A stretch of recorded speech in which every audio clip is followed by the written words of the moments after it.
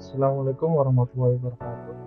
Perkenalkan, nama saya Muhammad Aris Wiyadi. Di sini saya akan mempresentasikan materi sinkronisasi dari sistem terdistribusi. Yang pertama, ini ada tabel of content.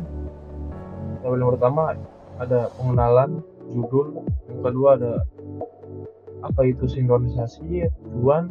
Ketiga ada jenis-jenis sinkronisasi. Yang keempat ada metode sinkronisasi, tantangan dalam sinkronisasi, selanjutnya algoritma sinkronisasi, ketujuh ada implementasi sinkronisasi, dan kesimpulan. Baik, sinkronisasi. Apa sih sinkronisasi? Sinkronisasi adalah proses untuk memastikan konsistensi data di beberapa lokasi atau perangkat. Ini melibatkan pembaruan data secara bersamaan sehingga semua salinan data tetap selaras. Contoh, untuk sinkronisasi file di cloud storage, ada Google Drive, Dropbox, OneDrive. Yang kedua ada sinkronisasi kontak dan kalender di berbagai perangkat. Kemudian ada sinkronisasi database di sistem terdistribusi dan sinkronisasi jam di jaringan komputer. Tujuan sinkronisasi. Mengapa sih sinkronisasi itu penting? Yang pertama, yaitu untuk mencegah konflik akses data. Yang kedua, untuk menjaga konsistensi informasi. Yang ketiga, mengatur urutan eksekusi proses. Yang keempat, menghindari kondisi balapan atau race collision, di mana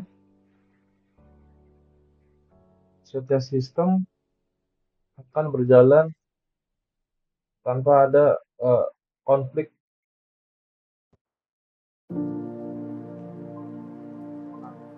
data atau akses data. Jenis-jenis sinkronisasi.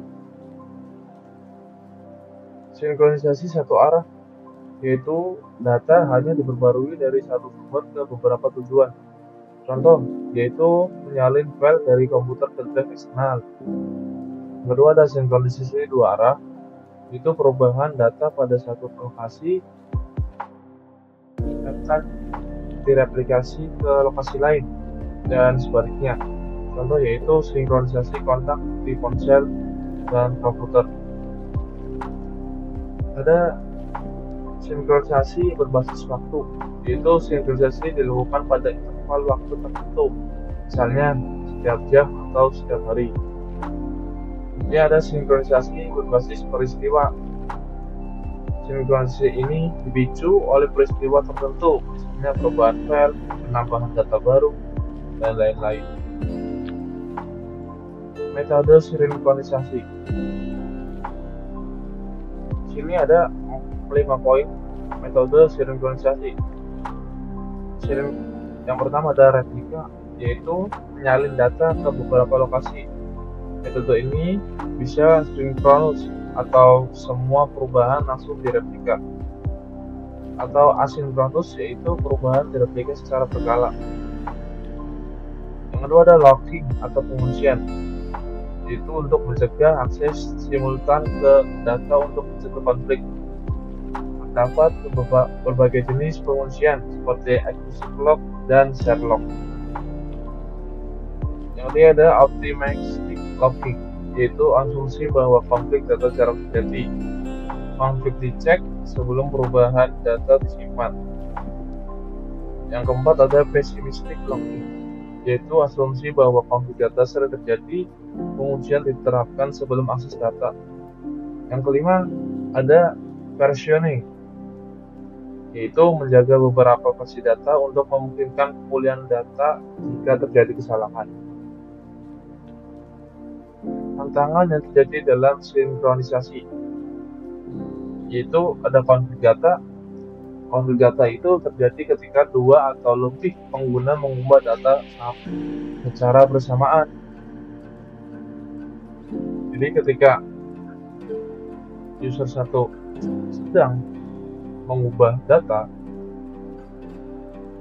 itu akan terjadi konflik apabila ada user lain sedang mengedit data, contoh di Google Doc atau Google Slide dan lain-lain. Dan juga ada latency. Latency yaitu keterlambatan dalam komunikasi jaringan. Ini dapat menyebabkan masalah sinkronisasi. Yaitu selanjutnya ada kegagalan sistem.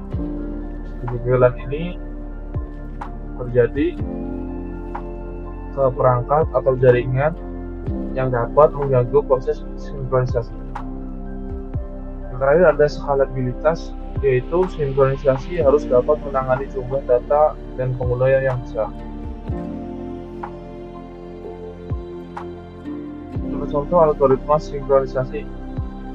Yang pertama ada algoritma Lamport Logical Clock, yaitu untuk memastikan urutan operasi yang logis pada event dalam sistem. Yang kedua ada vector clock, yaitu menyediakan urutan kausal antar event dalam sistem.